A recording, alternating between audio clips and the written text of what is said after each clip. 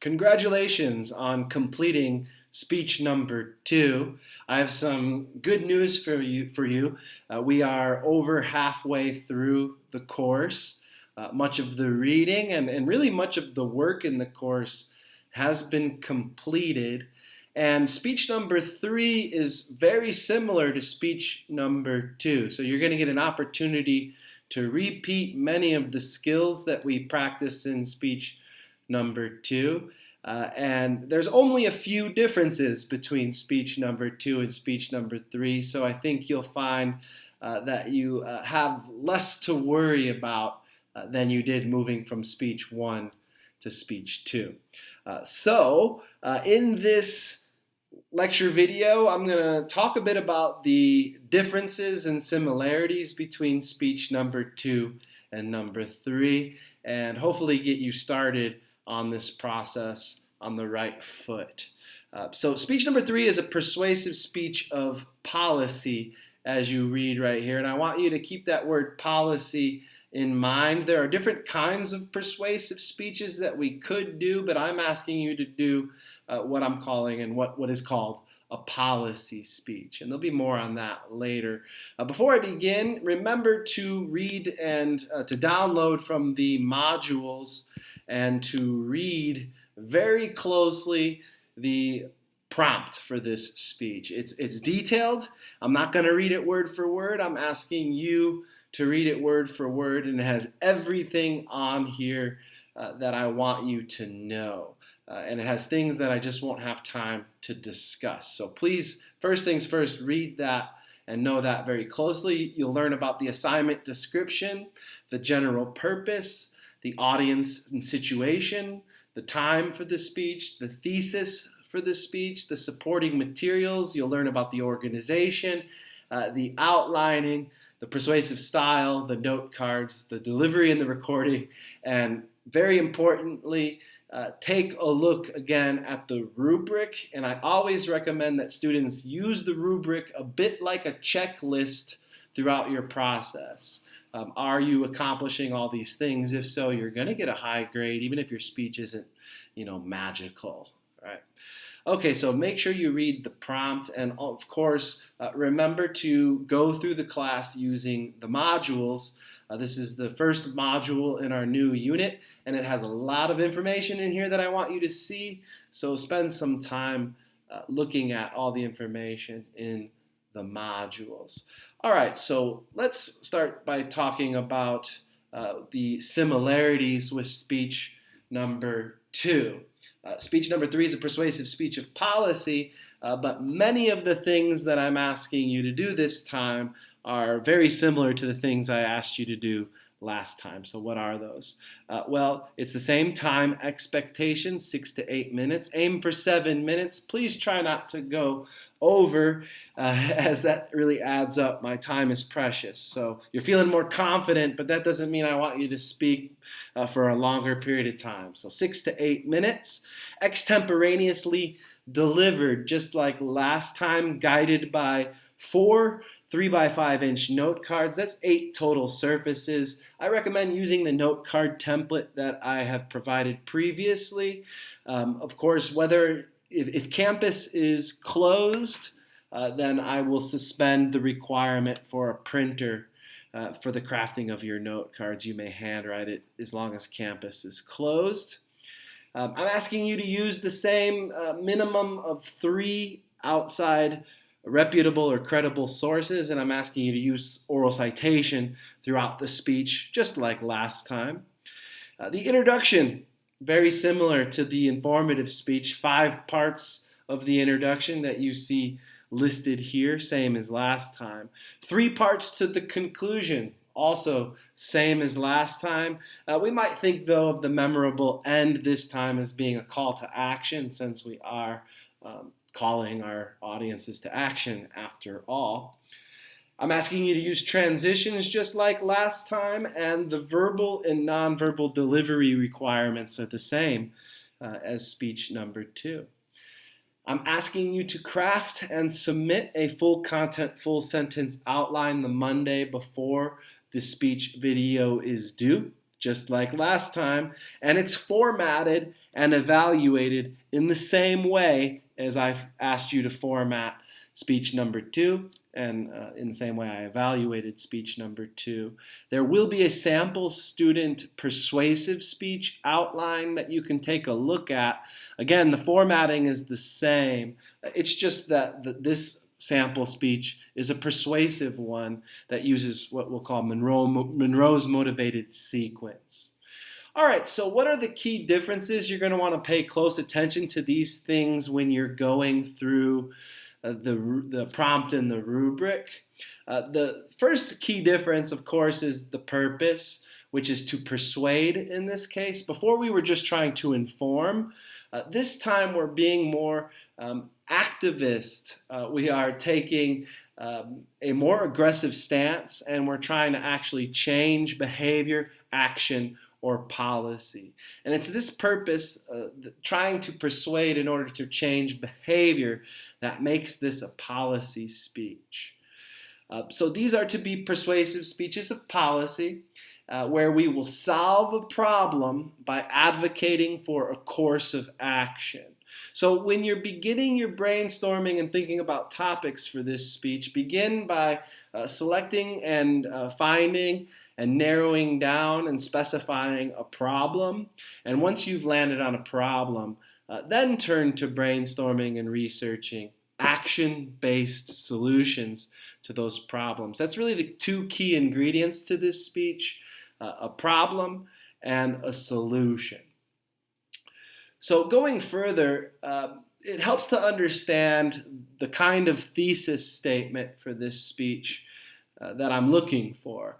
I'm looking for a thesis statement that is what I would call a central claim of policy. And that means it's a claim that tells somebody to do something, to take some course of action, and it's usually going to feature the word should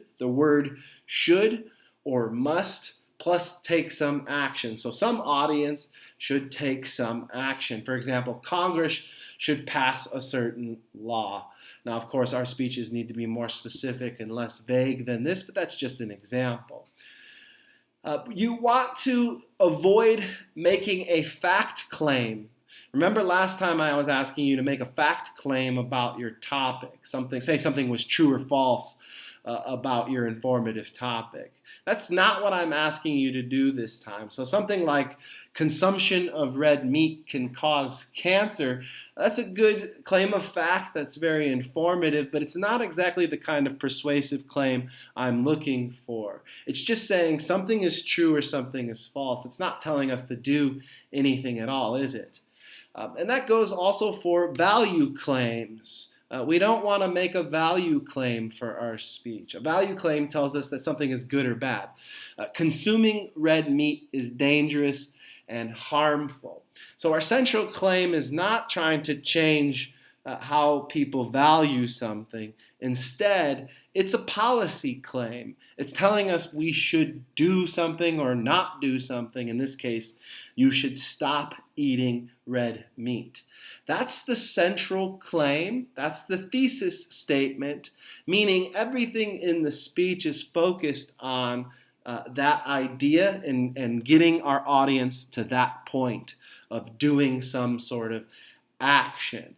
Notice that along the way to getting my audience to stop doing something, I'm probably going to be making a bunch of different fact claims and value claims within the body of the speech. But all those fact claims and value claims are focused on forwarding a policy claim in this speech. Okay, to stress this a little further, I want to test whether or not you can tell the different types of claims. There's 3 different types of claims: a claim of fact, a claim of value, and a claim of policy. Here's the first one. While schoolwork and chores are also important, playtime is especially valuable for childhood development. Is this a claim of value, fact, or policy? Well, you probably guessed value because you saw the word valuable right in there. But you're going to see some sort of value judgment made in these types of claims, whether they use the word value or not. So that's a value claim. Here's the next one. The proposed room tax will raise county revenues by nearly 10%. Well, it mentions a policy here, but is it telling us that we should do the policy or that somebody should adopt the policy? Not really. It's just saying that if the policy is adopted, something will happen, right? And so that's either something that is true or false. It's a fact claim, right? The proposed room tax will either raise revenues or it won't. So you're making a claim of fact if you say it that way. If you wanted to make that a claim of policy, you should say, the city must pass the room tax. Then it would be a claim of policy. Here is another one. Students should reduce their stress by joining an extracurricular activity such as dance or yoga club. Well, there you go. Should reduce their stress by joining is a policy. We're telling the students to do something. The planned invasion will require at least 250,000 soldiers to guarantee success. It mentions a policy, right? Planned invasion, but it's making a fact claim about that policy. It will require a certain amount to be successful. So that's a claim of fact, right? Again, if you wanted to change that to a policy claim, we would say we should invade with at least 250,000 soldiers, right? And then it would be a policy claim. Here's another one. CSN should revise its late registration policy to allow for registration during the second week of classes. CSN should revise, right? Take an action, and of course it mentions a policy right there. Oh, so yes, that's a policy claim. And the last one was right here, participation in assisted suicide is immoral. Notice it's not saying you should value it or not value it, but it's saying a judgment call. It's immoral. So that is a value claim there. All right, moving on. Please ignore that for now. Another difference between speech 2 and 3 is the arrangement or organizational strategy that we're using. Whereas last time we used topical, chronological, spatial, causal, or pro-con, you're not going to use any of those for this speech, okay? So if you're just listing reason number 1, my policy will work. Reason number 2, my policy will work. Reason number 3, my policy work. In other words, if you're doing a topical approach to this, it's not acceptable. Here is what is acceptable. You should use either what's called a problem-solution speech. 2 main points. There's a problem and there's a solution.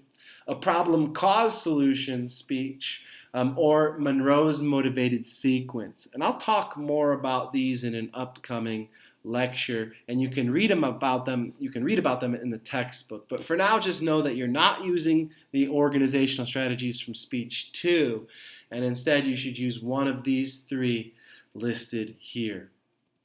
Another difference is the persuasive style rather than an informative style, whereas last time we were trying to convey good information as our primary goal. We're still trying to convey good information, but we're doing it in order to make a change, right? To activate something, to advocate for something, to participate in debate, and to lead us towards a better future. So we are using what Cicero might call the middle or vigorous style when we do so. He says a plain style is used for informative speaking, but for ceremonial speaking or for persuasive speaking, we might use more vigorous, argumentative approaches. We might use more dynamic and interesting language. We might use more pathos throughout, and we're going to use language choices that are designed to evoke and provoke the emotions of our audiences. Also, when we're speaking with a persuasive style, we want to use inclusive language. We don't want to alienate our audiences by calling names or creating some hostility. Instead, we want to build goodwill with our audiences. This is ethos then. And then Lastly, when we're preparing our speeches, we want to make sure that we're really developing a strong memory and delivery because confidence and conviction are going to be especially important for a persuasive speech. You not only have to convince us that information is good, but you need to convince us that we should do something, and that's a real heavy lift. And if you're not certain about what you're saying, and that could just be because you're not very comfortable with the text, then it will undermine your persuasive goals.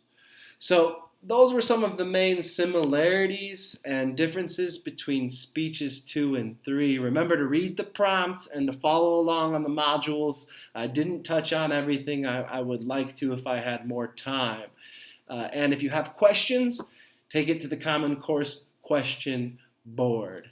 All right, good luck, and let's move the hearts, minds, and ultimately the bodies of our audiences by persuading them to make some sort of change in behavior, action, or policy.